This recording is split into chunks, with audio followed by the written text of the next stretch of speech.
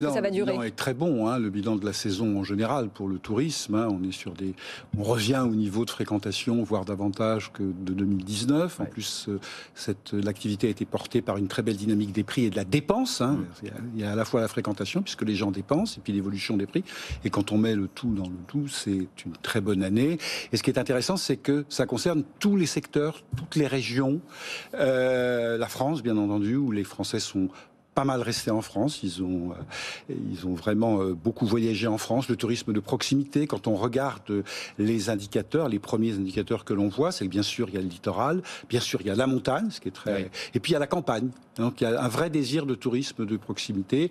Donc avec une pénurie de main d'œuvre qui n'a pas totalement affecté finalement le. C'est en effet un de nos gros sujets, comme vous le savez. Nous avons d'ailleurs publié un livre blanc proposant un certain nombre de mesures. Je ne sais pas si vous voulez qu'on en dise un mot. On en parlera bien sûr. Ou qu'on en parlera peut-être tout à l'heure, mais la crise de recrutement, je pense que ce qu'il faut bien avoir en tête, c'est que nous faisons une très bonne année, oui, et on ne va pas s'en plaindre, et on ne va pas pleurer. Et avec un hiver qui va être aussi doux que l'été. Je ne peux pas encore trop vous dire, mais il faut voir d'où l'on vient.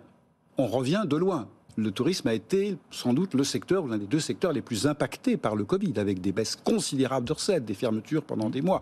Donc nous venons d'une crise très importante. Alors, si je vous pose la question de savoir à quelle échéance on reviendra au temps d'avant, si tant est qu'on puisse revenir au temps d'avant en termes de fréquentation. Alors en termes de fréquentation, cette année, notamment la période estivale, on y est revenu. On y est revenu, bon. Mais cette année est quand même particulière. Il y avait un effet rattrapage, bien sûr. Les Français sont aussi un peu moins partis. Ils sont restés plus en France, comme je le disais. Il y a des capacités d'épargne. Bon, l'horizon économique est quand même plus incertain. Ce qui est vrai, c'est que c'est un très beau résultat parce que il y avait quand même, c'était la sortie du Covid. Il y a eu l'Ukraine, quand même des incertitudes. Donc encore une fois, il ne faut pas bouder son plaisir. Mais il y a de gros défis devant nous. La crise de l'énergie, qui évidemment impacte les coûts de nos entreprises, l'inflation, le domaine skiable. On commence à nous ambiancer sur ce à quoi ressemblera une station de ski. Non, mais alors même avant ça, Guillaume, les vacances de la Toussaint, quels sont les indicateurs? L'arrière-saison, c'est-à-dire septembre, se passe bien, et les premiers résultats, les réservations que nous avons sous la Toussaint, c'est bon.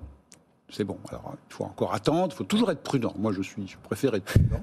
Mais ça s'annonce plutôt bien. L'hiver, c'est un peu prématuré. On n'a pas encore. On a des temps. Les premières tendances ne sont pas du tout mauvaises, mais c'est encore prématuré. On rappelle on rappelle que vous, c'est les domaines skiables situés dans les Alpes en grande partie, La Plagne, les Arcs, Tignes, Val d'Isère, Méribel, les Ménures, encore Serre-Chevalier. Voilà.